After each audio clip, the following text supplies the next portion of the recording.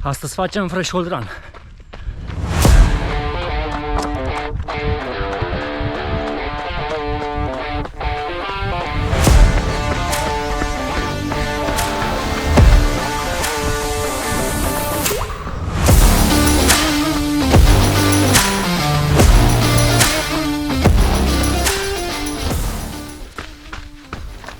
În timpul unui exercițiu intens, corpul produce acid lactic, care dacă se acumulează și trece de un anumit prag, duce la starea de oboseală, simți că nu mai poți, cedează mușchii.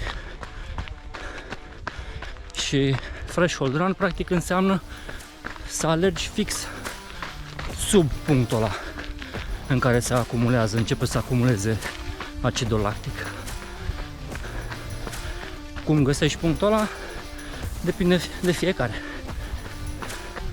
Cel mai simplu, dacă ai un ceas de alergare, îți va arăta exact care este zona de threshold, face undeva la 85-90% din maximum de heartbeats. Cel mai ușor te ghidezi după corpul tău. Să simți că e greu, dar să simți în același timp și că e relativ confortabil, adică poți să-l duci o perioadă mai lungă de timp. Citisem undeva că ar trebui să poți să vorbești cursiv, ok, dar să nu poți să cânti. Deci dacă ai dificultăți și nu poți să-ți dai seama unde e pasul tău, apucă-te să cânti și când nu mai poți să mai cânti, înseamnă că acolo e. Mai avem puțin, jumătate de kilometru și intrăm pe threshold. Și practic dacă reușim să mărim pragul ăsta,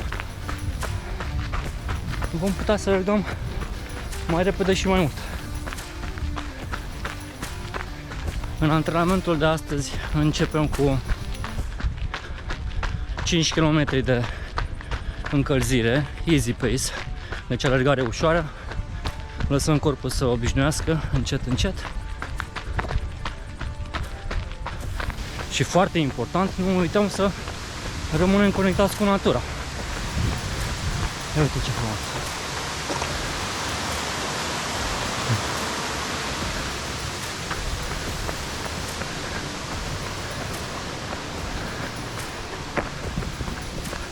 Dacă alergăm cu capul în pământ și nu ne uităm stânga-dreapta, ce rost mai are? Am mare noroc că pot să alerg în zona asta, e minunată, foarte frumos. Fac 5 minute până aici și intru direct în pădure. 5 km de pas rapid. Ne concentrăm pe respirație în mare parte și pe ritm. Dacă simțim că e prea greu și începem să obosim, lăsăm mai încet. Ar trebui să putem vorbi fără să căutăm aer, să nu mai putem să ne înnecăm.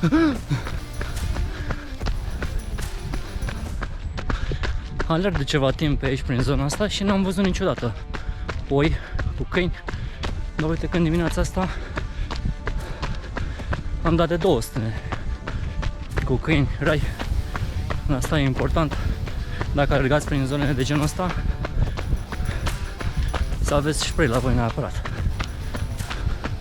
Nu se știe niciodată. Și să-l folosiți doar în caz de maximă nevoie, nu așa, la orice ocazie.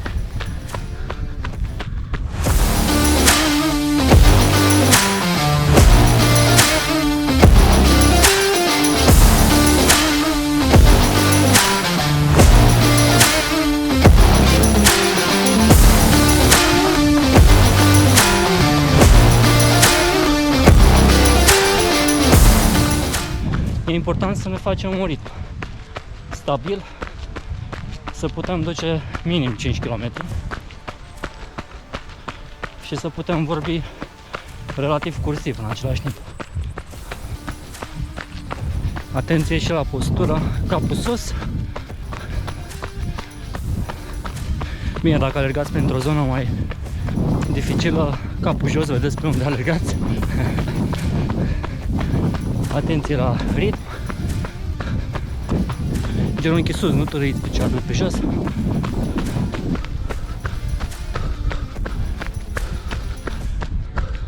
Să fiți conștienți tot timpul. Tot timpul vă gândiți la respirație, la pas.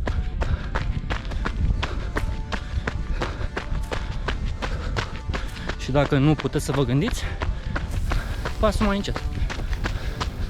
Eliberați mintea să se poată concentra. Tot timpul fiți prezenți.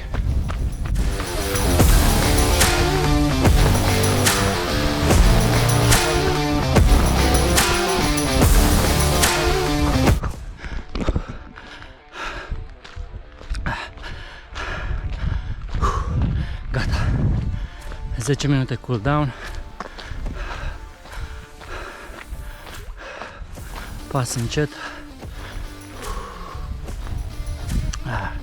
Cred că am tras puțin cam tare, că a fost vale și mi-a plăcut. Nu e nicio problemă dacă simți că vrei să te distrezi, să bagi mai tare, poți să faci. În partea asta de cooldown e o ocazie bună să te gândești cum ți s-a părut, cum te-ai simțit, cum a fost respirația, cum a fost pasul, dacă ai vrea să îmbunătățești ceva pentru data viitoare. Poate n-ai fost mulțumit de postură, cum ți-ai ținut umerii, cum ai ținut capul. E o ocazie bună să te gândești puțin dacă sunt lucruri la care vrei să lucrezi pentru data viitoare.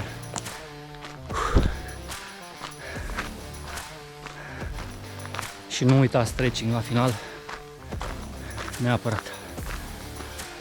Să nu credeți că sunt vreun expert în ceea ce fac. Alerg în jur de, cred că am făcut în jur de 8 ani, așa, de când m-am apucat. Am alergat cam jumătate, dacă nu mai mult, din perioada asta pe asfalt. Am făcut maratoane de asfalt și după care m-am apucat de trail, care m-a prins mult mai repede și mi-a plăcut mult mai mult și de atunci evit asfaltul de câte ori pot. Am participat la majoritatea maratoanelor de trail. Am făcut și câteva ultramaratoane, dintre care cel mai lung a fost Ciucaș X3 de 108 km. Dar de unde am plecat este că alerg de plăcere și în niciun caz nu sunt expert. Toate informațiile pe care mi le iau sunt ori din ce mi se pare mie că merge și ce nu, ori din diverse surse de informație, YouTube, articole, cărți. Obiectivul meu practic e să împărtășesc călătoria și relația mea cu alergatul și antrenamentele mele, poate și o parte din rutină, în speranța în care vă poate ajuta și pe voi în drumul vostru. Data viitoare facem dealuri. Până atunci, tot înainte.